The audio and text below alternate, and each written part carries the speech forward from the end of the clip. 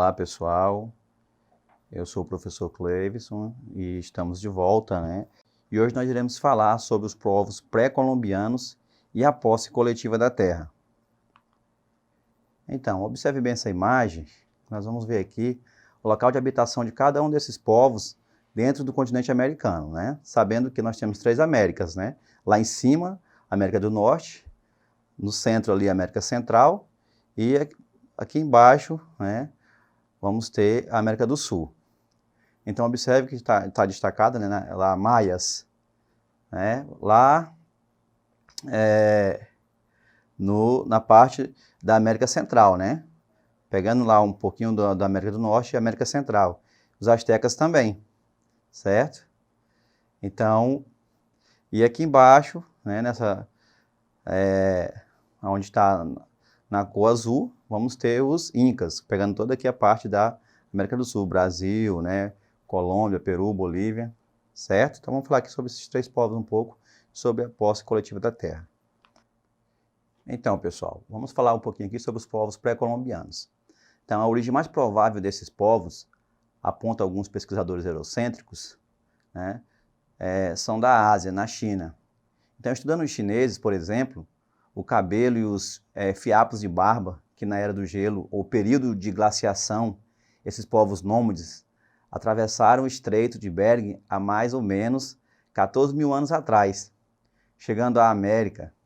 Então, a marcha para a América durou de 200 a 300 anos, né, com 15 mil quilômetros percorridos, né, se estabelecendo na região até a conquista espanhola do continente no século XVI, tá?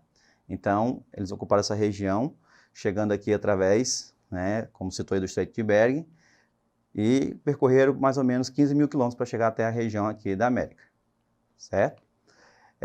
Sua organização e força política geraram a divisão do continente, sendo os tupis-guaranis mais frágeis ou menos desorganizados e muito divididos, foram expulsos da América do Norte, tá? Se estabelecendo provavelmente na América do Sul, como bem conhecemos quando da chegada dos portugueses, principalmente na região ali do Rio de Janeiro, né? São Paulo, certo? Bahia, aquela região aqui já do nosso litoral brasileiro. Os maias estão localizados na região da Guatemala, né? Honduras e uma pequena parte do México, na planície de Yucatán. Desenvolveram uma economia agrícola extrativista, certo? A irrigação, a queda livre, abastecendo a região por valas entre trechos longos, né? Ou seja, no formato de espinhas de peixe, e bambus, fornecendo água, sendo que os europeus se surpreenderam com esse avançado sistema tecnológico. Tá, pessoal? Só para corrigir, a palavra ali é Yucatán, tá? Não é Lucatã não, certo? Foi um errozinho de escrita. Chamados de gregos do Novo Mundo, a civilização maia obtinha conhecimentos da escrita, da agricultura e também da arquitetura. O uso de terra coletiva ou coletivo e uma sociedade militar. Então, essas são as características deles, né? Tendo o governante como sendo divino, né? Os camponeses presos à terra produziam uma parte para o governante e outra parte para a sua família. A religião era politeísta, tá? Com ligação com os astros e com a terra, né? Ou deuses recriados, né? Humanizavam seus deuses, os sacrifícios humanos para amenizar as secas, pragas ou doenças, né? Oferecendo os jovens mais belos da sociedade. Então, essa era uma das práticas, né? Da religiosidade maia.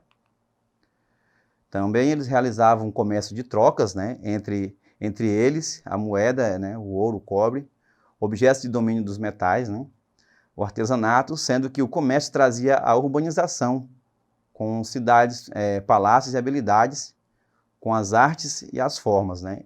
Entre as cidades mais importantes, ou os grandes centros, vamos ter Palenque, que era a capital maia, Copán, com o grande comércio, e Tikal, o centro religioso.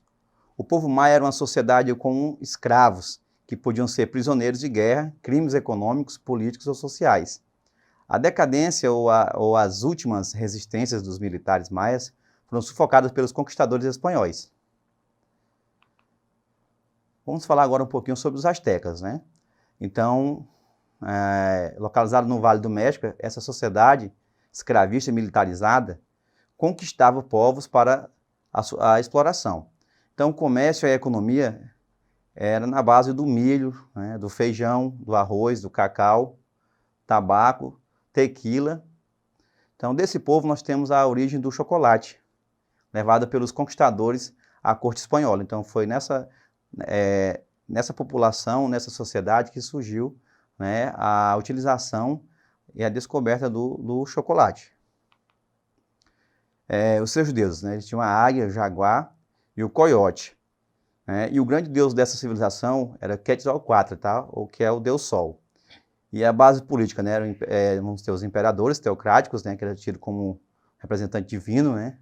A dinastia do pai era uma dinastia de pai para filho, ou seja, hereditária. Sacerdotes e militares, alimentados pelas classes dominadas.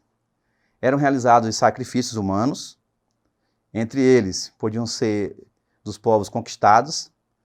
A decadência asteca é por volta de 1435, né, em uma sociedade de classes escravista e autoritária, que quando os europeus chegam, a sociedade já estava fragmentada por lutas internas, né, que os levaram à ruína. E aqui vamos falar, né, sobre os Incas, né, a continuidade daquilo que a gente já vem trabalhando em aulas anteriores.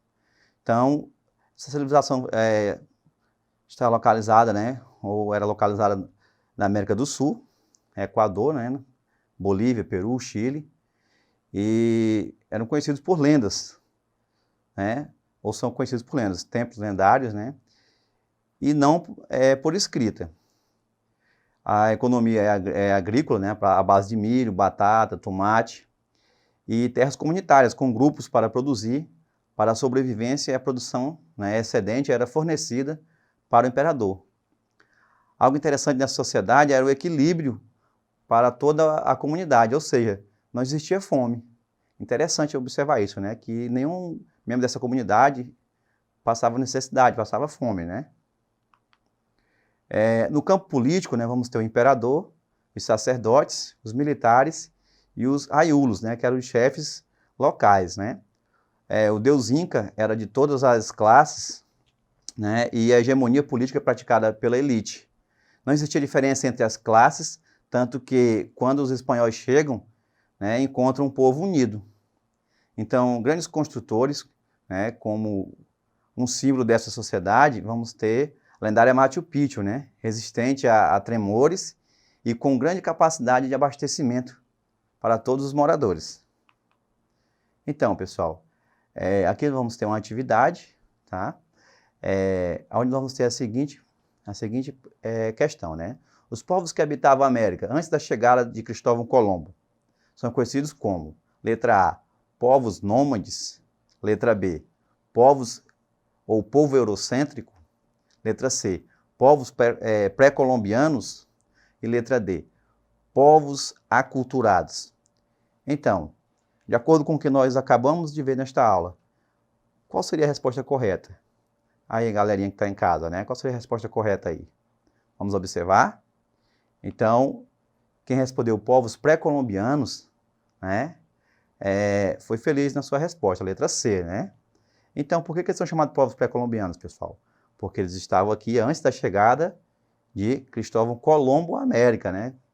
Para quem não sabe, Cristóvão Colombo ele foi, né, o primeiro europeu a chegar à região da América, né? Claro que esse mérito ficou para a América Vespúcio, mas na realidade ele foi o primeiro a chegar, né, à região do continente americano, lá na América Central. A segunda questão aqui, né, pessoal? A respeito da cultura dos povos pré-colombianos, podemos afirmar que, letra A, astecas, maias e incas possuíam culturas bem similares? Letra B, culturalmente em nada contribuíram? Letra C, todos eram monoteístas? E a letra D, a cultura de cada povo era rica e complexa. Então, pessoal, qual seria a resposta correta aí com respeito, né, à cultura dos povos pré-colombianos? Então, vamos observar que a resposta correta seria a letra D, né? A cultura de cada povo era rica e complexa. Então, eles não eram, né, não tinham culturas idênticas, né? Isso pode até botar por terra aquele famoso preconceito, né, que alguns dizem, índio é tudo igual, né? Então esses indígenas não eram iguais, eles tinham as suas diferenças, né? A sua cultura, a sua religiosidade tinham diferenças, assim como tem ainda hoje, né? Índio não é todo igual, não são todos iguais, existem as diferenças, né, de cultura. Então não podemos simplesmente pegar e colocar todos como sendo apenas índios, existem essas diferenças culturais, né? Então, pessoal, era isso. Obrigado pela atenção de todos, né? Esta aula está disponível na plataforma Eduque e até uma próxima aula.